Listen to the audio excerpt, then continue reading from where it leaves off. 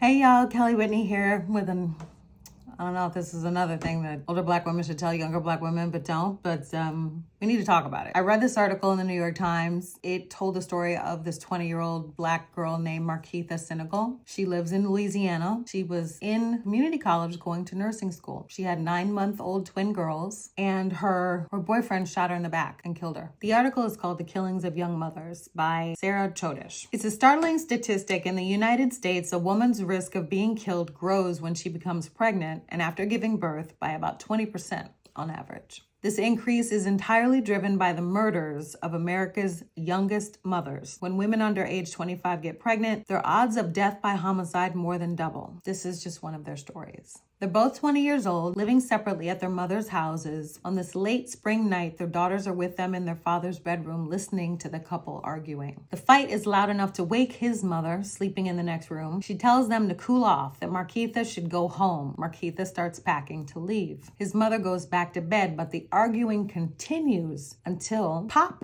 she rushes back to the bedroom. Marquita is standing there, one hand clutching her back. "He shot me," she says, and collapses. Marquita died not long after the ambulance came and transported her to a hospital that was actually quite close to the hospital where she was studying to become a nurse. And the article goes on to talk about how she had called the police on him multiple times, but when the detectives would try to pursue the case, he would flee. They would try to, locate him, but she would mislead them by misspelling his name, this, that, wouldn't file the paperwork, trying to protect him, essentially. And so they were not able to do anything and ultimately had to close the case. He'd pointed a gun at her, he'd choked her, he'd thrown her into walls, this and that, but she did not leave. To be fair, he told her that he would unalive her if she tried to leave and be with anybody else. He had pointed a pew-pew at her, but she never got up the guts to leave or even say she was going to leave until closer to her death. The article goes on to present different data points illustrating why these young American mothers are being murdered by their abusive partners. And it says a young woman's elevated risk of homicide during and after pregnancy holds true whether she is white, black, or Hispanic, but young black mothers are afflicted by much higher rates of lethal violence.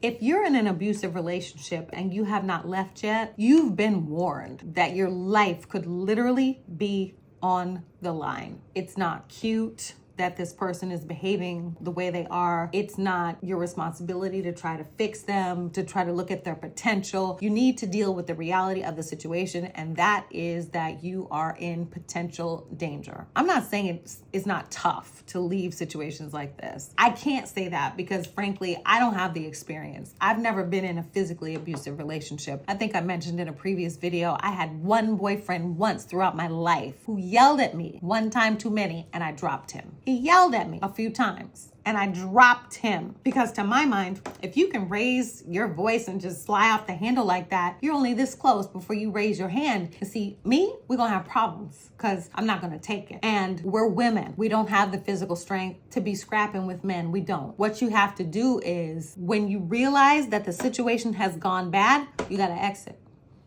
Whichever way you go, you gotta go. And you can't go back. You gotta go no contact. You gotta stop talking to these people because they are dangerous to you. This article is not about one woman, even though it's anchored around this black woman named Marquita. She's just an illustration. She's only one of many. I don't care what you have to do. If it was me, I would go. And I would never talk to that demon again. I would not make any excuses for him. I would just pretend as though that person did not exist. Focus on healing and move on with my life. And healing is important so that you don't replicate a pattern and attract any more shit heels. You see what I'm saying? In the name of self-improvement and getting ahead of an issue, because I like to avoid trouble if possible, I asked ChatGPT, what should a woman do when she notices certain behaviors that might indicate that a man is abusive very early in the relationship? What are the signs, essentially? And this is what Chat had to say. Recognizing red flags at the beginning of a relationship can be challenging, especially when the person presents themselves as charming and attentive. Here are some common red flags women might miss when entering a relationship with an abusive partner. Behavioral red flags: excessive charm, love bombing, jealousy and possessiveness. Statements like, I don't want you talking to other men, which can escalate into more controlling behavior. Then there's the need for control. Subtle attempts to control some aspects of the partner's life, like how they dress, where they go, who they talk to. It might be framed as concern or love, but it's not. Here's some emotional red flags: overly sensitive or quick to anger. Partner who gets upset over minor issues or takes things personally, he can later use that anger as a tool to manipulate or intimidate. Inconsistent emotional regulation. Mood swings or intense reactions to small inconveniences might indicate difficulty managing emotions, a common trait in abusive individuals. Criticism and negging. Early subtle put-downs disguised as jokes or constructive criticism can erode self-esteem. For example, you'd look so much better if you lost weight. Might be framed as helpful, but it's really harmful. Here's some social and relational red flags: isolation tactics, disrespect for boundaries, negative self-talk about exes. They're all toxic and crazy, but he don't want to talk about nothing he had to do with why the relationship failed. Here's some lifestyle and accountability red flags: a history of aggression, not taking responsibility for their personal challenges, a lack of empathy, showing indifference to others' feelings, needs, or suffering could indicate emotional disconnect and disregard for their partner's well-being. That's why so many women are telling you on the internet, don't be sending these bums long ass paragraphs or explaining over and over and over and over and over and over again why you feel a certain type of way. If you explain it once or twice and they don't do anything different, they don't care.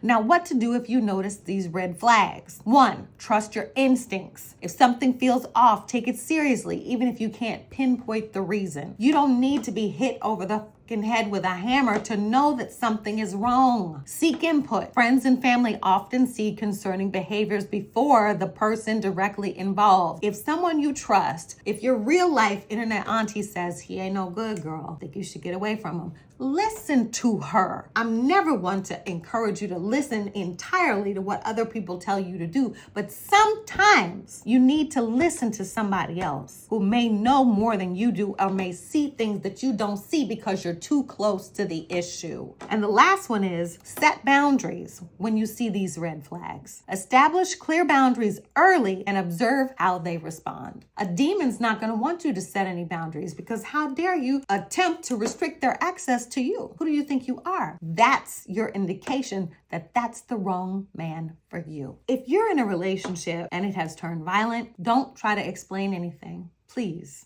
Don't waste your time like that. Don't risk your safety like that. Just get out. There's other men who will love you and treat you right. There's no excuse for a man to be physically violent towards you, emotionally abusive, financial abuse, verbal abuse. There's no excuse for that. Oh, I'm stressed out. Oh, this or that.